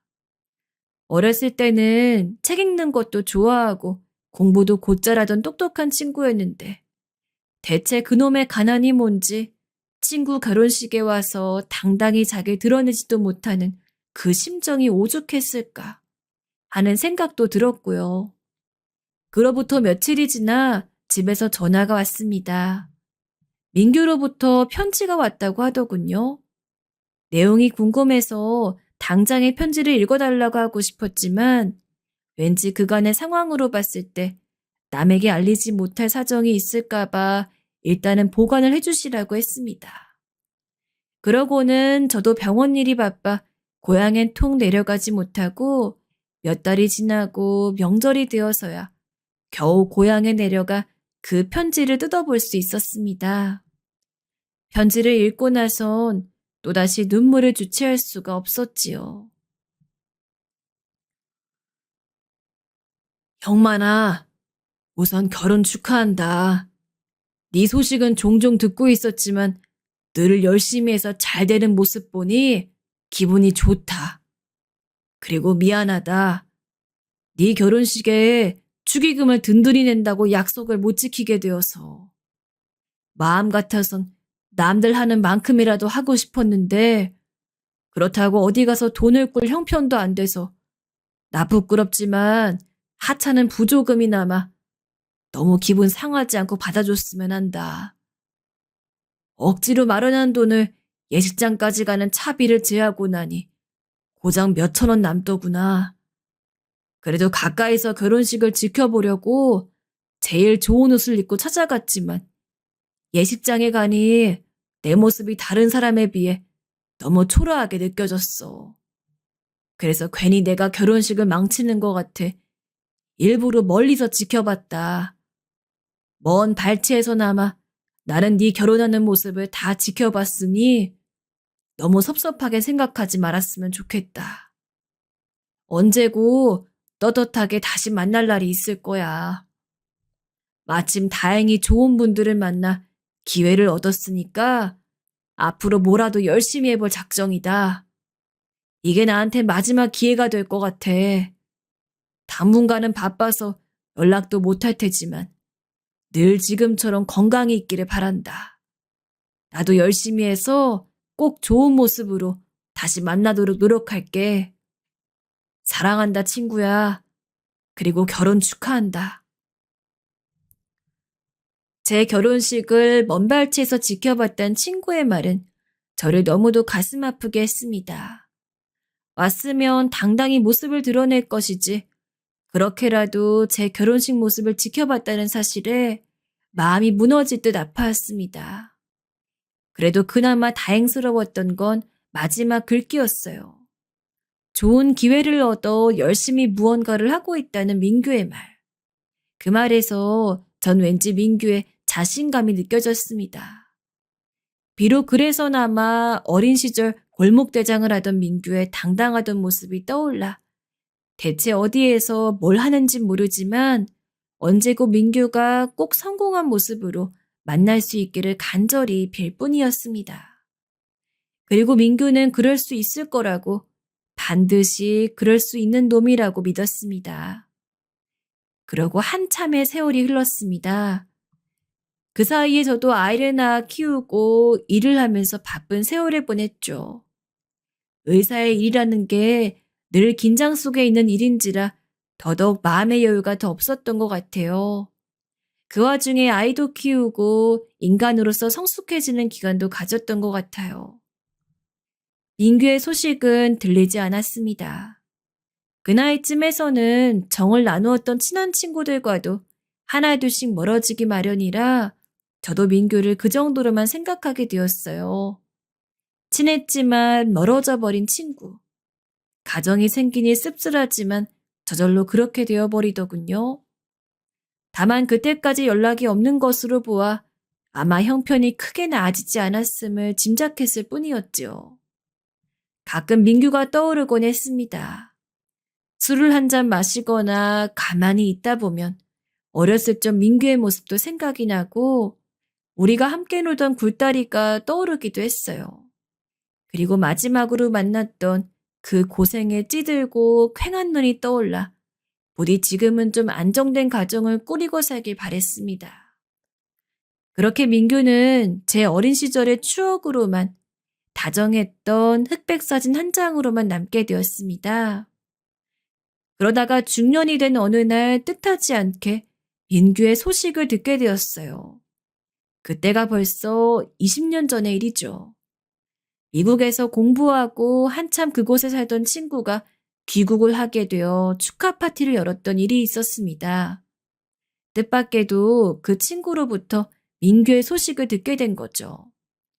그 친구 말에 의하면 민규가 미국으로 건너가 있다는 것이었습니다. 미국에? 아니, 민규가 왜 미국에 있어? 갑자기 그게 무슨 소리야? 나도 몇 년 전 그때 잠깐 보고 못 봤어. 친구 만나러 갔다 거기서 보고. 나도 처음에 얼마나 놀랐다고. 근데 서로 바쁘니 뭐 길게 이야기할 수가 있나. 잠깐 안부만 물었지. 듣자 하니 그곳에서 뭔 일을 하던 모양이던데? 너무 예상하지 못한 풍문에 어안이 벙벙했지만 그 친구도 특별히 아는 게 없으니 더 물어보지 못하고 답답한 노릇이었습니다. 그럼 보기엔 좀 어때 보였어? 잘 사는 것 같았어? 글쎄, 좀 힘들게 사는 것 같더라. 여전히 깡마르고 얼굴도 까무잡잡한 게 고생 꽤나 하고 사는 모양 같았어. 그제야 오래전 편지 속의 다짐이 무슨 뜻인지를 깨달을 수 있었습니다. 나름 장한 결심을 했다 싶긴 했지만 하필 뜬금없이 웬 미국인지 궁금하고 묻고 싶은 것도 많았습니다. 허나 연락을 할 수도 없고 그 이상의 소식을 알 길이 없어서 또 한동안 생각만 하다 잊어버리게 되었습니다. 그래도 민규의 소식은 자꾸 생각이 나 동창회에 나가거나 고향 친구를 만나면 민규의 소식을 물어보곤 했지만 아이들도 민규와는 연락이 닿지 않는다고 하는 통에 알 길이 없었어요. 그리고 또 오랜 세월이 흘렀습니다. 그간에 많은 사람과 만나고 헤어지면서 어느새 옛 시절의 추억도 까맣게 잊어버리고 이젠 누군가 제게 이야기를 해주어야 떠올릴 수 있을 정도가 되었죠. 그러던 중 청천벽력 같은 소식을 듣게 되었어요. 바로 제가 암이란 소식이었죠. 직업이 의사인지라 건강에 나름 신경을 쓰고 있었는데 최근 요 몇 년은 소홀해져 건강관리 별로 하지 않고 있었어요. 그런데 검사 결과 간암 초기란 얘기가 나오더군요. 동료 의사가 빨리 수술을 받고 치료하자는 말에 충격이 가실 새도 없이 얼른 수술 날짜부터 잡았습니다. 수많은 환자를 봐왔지만 막상 제가 의사로서 이런 진단을 받게 되니 환자의 심정이 더 이해가 가더군요. 참 막막하고 힘들었습니다. 물론 치료를 잘 받으면 충분히 나을 수 있는 암이었지만 재발률 높은 간암에 걸렸다 생각하니 앞이 깜깜해지는 건 어쩔 수 없었어요. 그런데 그때 문득 친구가 생각이 났습니다. 오래전에 보고 보지 못했던 친구가 잠결에 문득 떠오르더군요. 친구가 웃는 얼굴로 제게 손을 흔들고 있었는데 그 장소가 마침 시장통이었어요. 우리가 함께 어울려 놀던 시장통에서 친구는 환히 웃고 있었어요. 그 모습을 보는데 꿈결이라도 눈물이 나서 그만 펑펑 울고 말았습니다. 당신 괜찮아요? 여보, 여보. 아내가 흔들어 절 깨웠지만 전 한참을 일어나지 못하고 끄끄거렸습니다. 왜였을까요? 갑자기 어린 시절이 그리워진 건지 그때로 돌아가고 싶은 마음이 들었던 건지 알 수 없는 슬픔과 먹먹함이 저를 덮쳐오는 듯 했어요. 다행히 수술이 잘 끝나고 아내의 도움으로 회복도 되어 짧은 시간 안에 일에도 복귀할 수 있었지만 꿈속의 그 친구의 모습만큼은 잊혀지지 않고 계속 맴돌았어요. 그리고 몇 년 후에서야 꿈속에서 보았던 옛 친구를 다시 재회하게 되었습니다. 참 그러고 보면 인연이라는 게 즐기고도 기가 막힌 법입니다. 작년에 큰아들의 결혼식이 있던 때였어요. 경사를 맞아 식구들 모두가 들떠 있었죠. 마음처럼 성대하게 일을 치르긴 곤란했습니다. 그래서 꼭 필요한 최소한의 인원만으로 식을 준비했지요. 그런데 지나고 나니 그랬다 싶은 건지 아니면 그때 당시에도 심상치 않다 생각했는지 모르지만 결혼식을 하는 도중 한 백발의 신사가 눈에 띄었습니다. 뒤쪽 테이블에 앉아 흐뭇한 표정으로 웃음을 띤 채 결혼식을 지켜보고 있는데 전 그저 신부 쪽 손님인 줄로만 알았어요. 전부 테이블로 둘러싸놓으니 신랑 쪽, 신부 쪽을 구분이 안 되었으니까요. 그래서 별로 대수롭지 않게 생각했는데 축의금을 정리하다 그만 깜짝 놀라고 말았습니다. 축의금 봉투에 민규의 이름이 적힌 봉투를 발견했기 때문이죠. 까맣게 잊고 지냈던 친구이고 연락할 방도도 없어 전혀 신경도 안 쓰고 있었기 때문에 처음엔 동명이인인 줄로만 알았는데 아무리 생각해도 그 이름을 쓰는 사람은 제 옛 친구밖에 없었습니다. 믿기지 않는 일이라 손이 부들부들 떨려왔습니다. 옆에 있던 아내도 제 손을 잡으며 당신 친구냐고 속삭이듯 말했습니다. 여보. 그런데 아내가 봉투를 확인하더니 놀란 목소리로 저를 불렀어요. 돈이. 더 놀라웠던 것은 축의금 봉투를 열었더니 1억짜리 수표가 들어있는 게 아니겠습니까? 세상에, 이게 무슨 도깨비 장난도 아니고 아낸 축의금 봉투에서 1억이 나오니 뭔가 일이 잘못된 것이라며 신고를 한다 어쩐다 야단이었죠. 봉투에는 수표만 들어있는 것이 아니라 편지가 한 장 동봉되었어요. 떨리는 손으로 편지를 펴보니 과연 봉투의 주인은 제 어린 시절 친구 민규가 맞더군요. 이복의 형만이 그간 잘 지냈는가? 자네를 놀래켜줄 생각을 하니 편지를 쓰는 지금도 마음이 참 유쾌하네. 다소 놀랬더라도 너무 짓궂다고 생각지 말게. 그간 세월이 쉽지 않아 늙은이가 다 되어서야 자네를 만나보네. 그동안 외국에 나가 있는 통에 격조했네. 그래도 열심히 한 덕에 이렇게 보다시피 잘 되었네. 어떻게 자네 아들 결혼식을 알았는지 궁금하지 않나? 서로 궁금한 이야기는 만나서 이야기하세.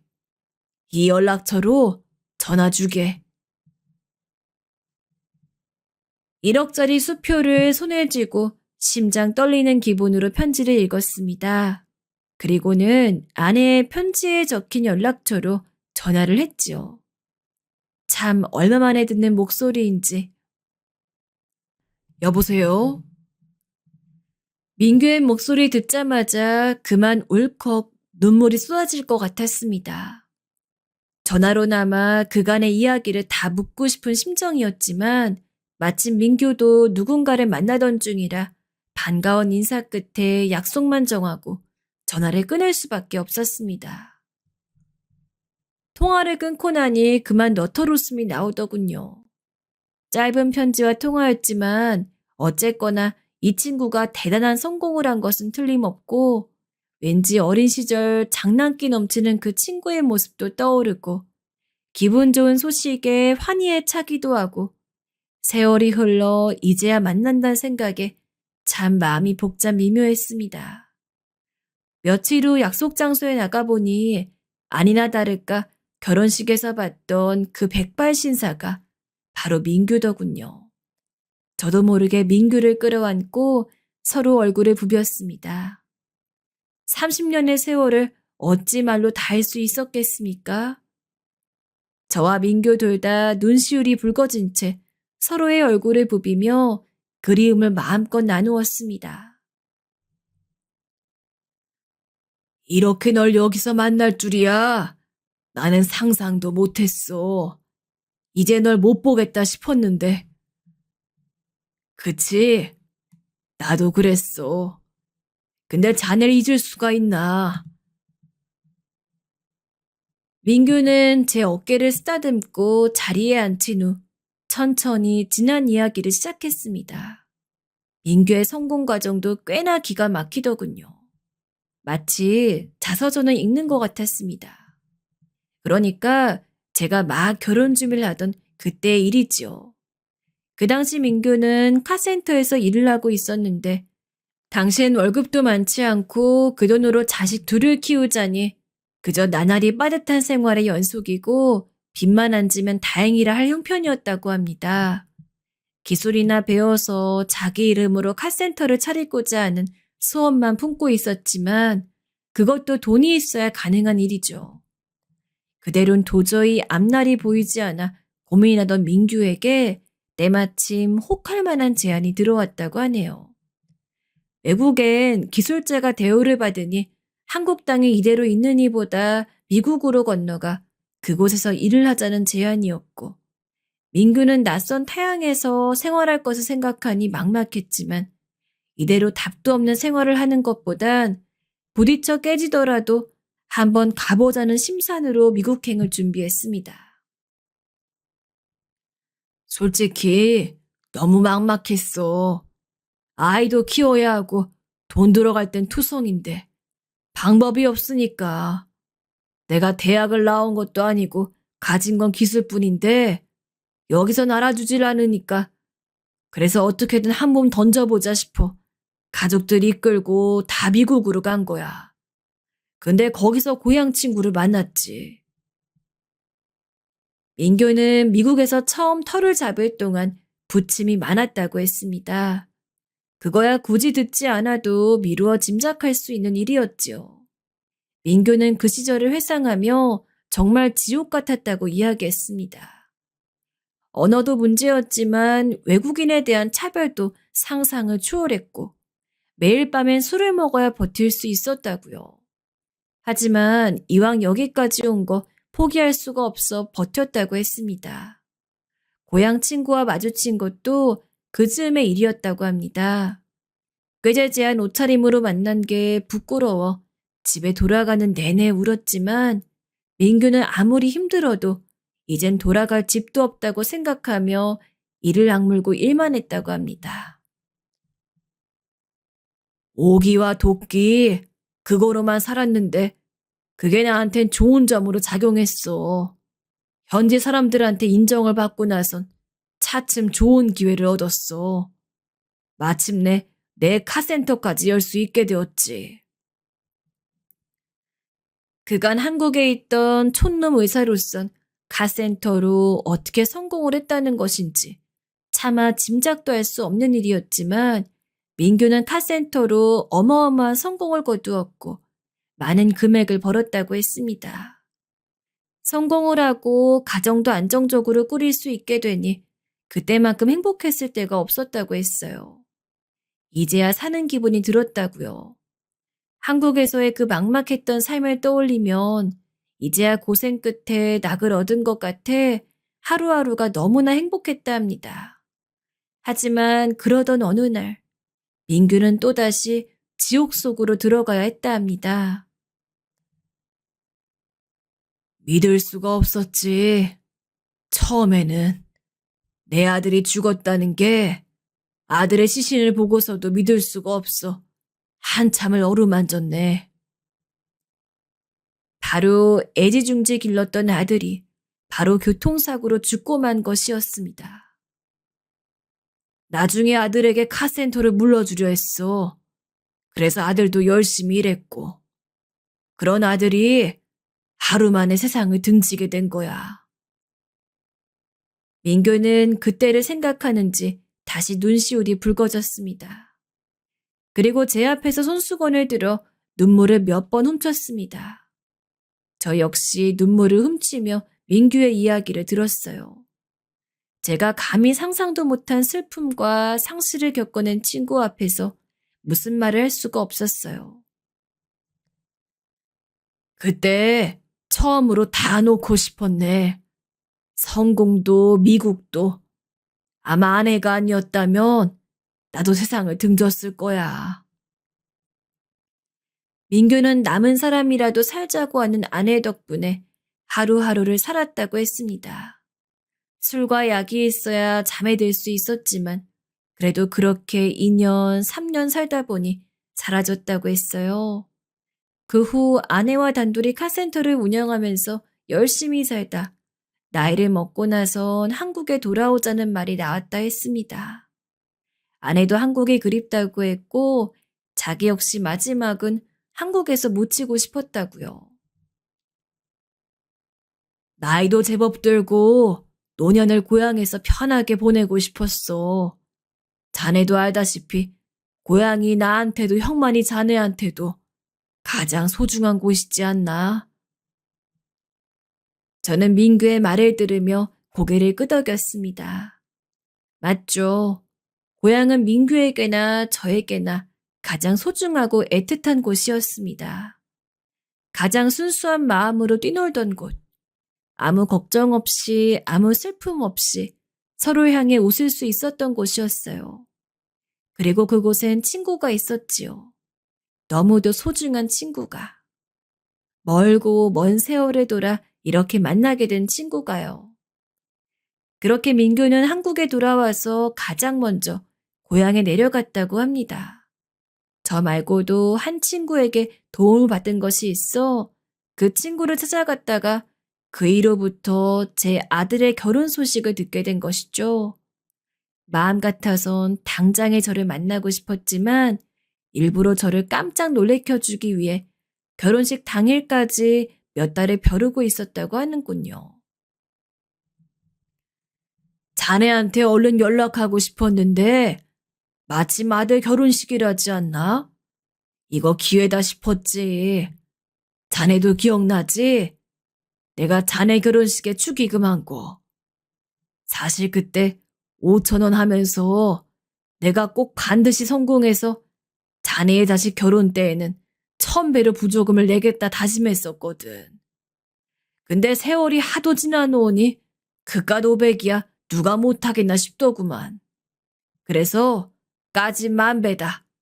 내는 김에 모두 치졸하다. 1억. 그 정도는 돼야 자네가 깜짝 놀랄 거라 생각했지. 에이, 이 사람아. 아이, 그래도 결혼식 축의금에 1억이라니. 어디 재벌끼리도 그런 소리 못 들어봤네.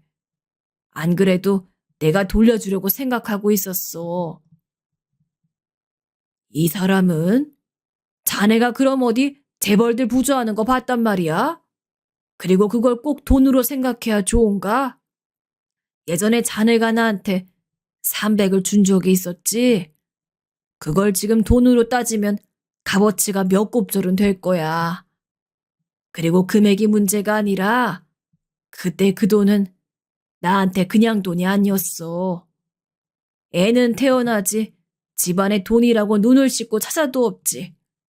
자네가 아니었으면 그 비참함을 어찌 견뎠겠나.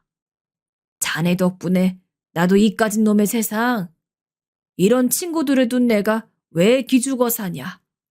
나도 한번 번듯이 성공해보자 하는 마음 품을 수 있었어. 그 돈은 나한테 희망이었어. 잘 살 수 있단 희망. 고맙네. 정말로 너무 고마워. 지금 생각해보니 내 생애에서 고마운 사람들이 한둘이 아니었더구만. 그걸 너무도 늦게 깨달았지만. 전 고개를 절레절레 저었습니다. 민규만 그리 느낀 게 아니었습니다. 저 역시 친구로 인해 힘든 수련의 시간을 견딜 수 있었고 친구의 따뜻한 말 몇 마디로 안식을 되찾을 수 있었습니다.